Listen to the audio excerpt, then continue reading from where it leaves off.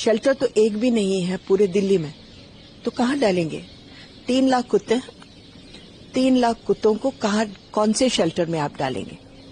पहले तो दिल्ली सरकार को ये लिखा है कि 2 महीने के अंदर अंदर उनको शेल्टर, उसका असल नाम है पाउंड में डालना पड़ेगा। अब उसके लिए पाउंड बनाने पड़ेंगे।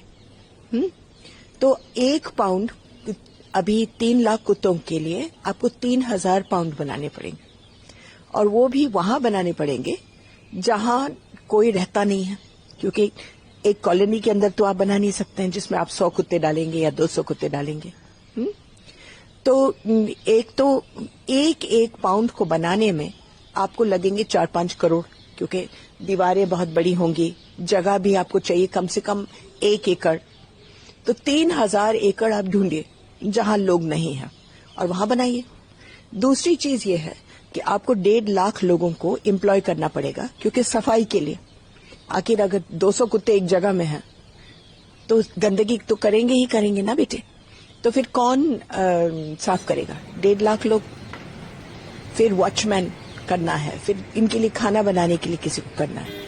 अगर आपने गलती से अगर बना भी लिए तो ये बताइए कि आप 5 करोड़ रुपए हफ्ते खर्चा करने के लिए तैयार हैं कुत्तों को खिलाने के लिए हर हफ्ते?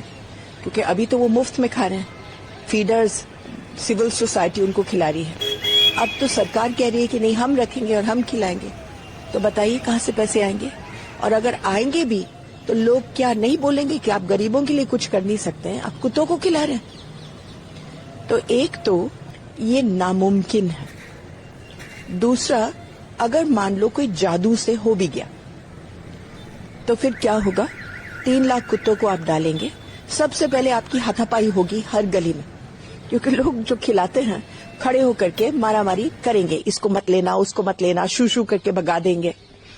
आपका एक दिन जाएगा एक कुत्ते उठाने में, तो आपने 500 वैन लगाने हैं इस काम में।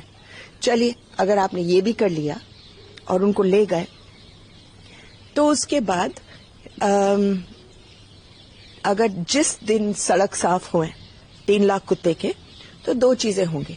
एक तो बाहर से कुत्ते आएंगे, गाजियाबाद से, फरीदाबाद से कुत्ते, और इंसान और चींटी और हाथी वहां जाते हैं जहां खाना है। दिल्ली में बहुत खाना है, सब लोग खिलाते हैं। तो हमारे 3 लाख कुत्ते को 48 घंटे लगेंगे भरने में। तो फिर आप नए 3 लाख कुत्तों के साथ क्या करोगे जो स्टेरलाइज नहीं है? दूसरी चीज, अगर कुत्ते नहीं आए, आज बंदर जो फैल रहे हैं दिल्ली में, वो नीचे पेड़ों से नहीं उतरते हैं कुत्तों के डर में। जिस दिन कुत्ते गए तो आपके बंदर यहां हर बगीचे में घूम रहे होंगे। ये हुआ था पेरिस में 1880 में, जब उन्होंने सारे कुत्ते बिल्ली को मार डाला। 1 हफ्ते के अंदर अंदर कोई नहीं रह सकता था उस शहर में, क्योंकि सारे चूहे भर गए थे नालों में। तो उनको बुलाना, मतलब लाना पड़ा दूर से, फिर कुत्ते और बिल्ली।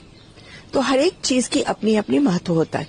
केवल कहना कि सारे कुत्तों को डालो पाउंड में, ये तो कोई राजा जैसे बोलता है ना कि पानी के लहरों को रोक दो, ये वही वाला जजमेंट है। मगर मैं एक और चीज कहना चाहती हूं, और वो ये है कि ये 2 बेंच का जजमेंट था, जो 2 बेंच का ऑर्डर था, 2 जजेस बैठे थे। इससे पहले सुप्रीम कोर्ट में 2 बेंच का ऑर्डर था, जस्टिस माहेश्वरी का।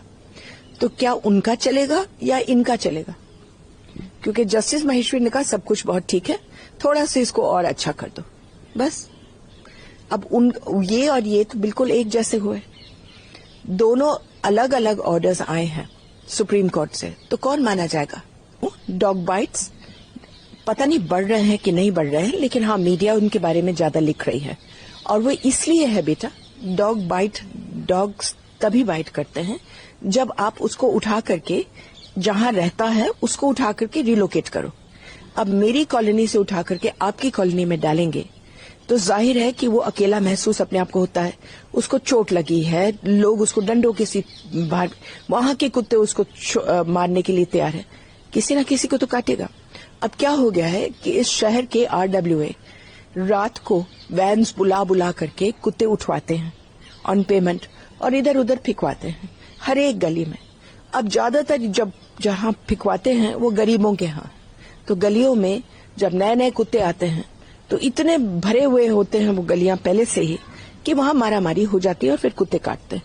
तो अगर रिलोकेशन बंद कर दो, ये सब काटना पीटना बंद हो जाएगा। यार बहुत बहादुर इंसान है, 6 हफ्ते में वो 3000 जगह ढूंढ करके उनको बना भी पाएंगे और कुत्तों को भी पकड़ करके डाल देंगे और उनके खाने का इंतजाम भी करेंगे।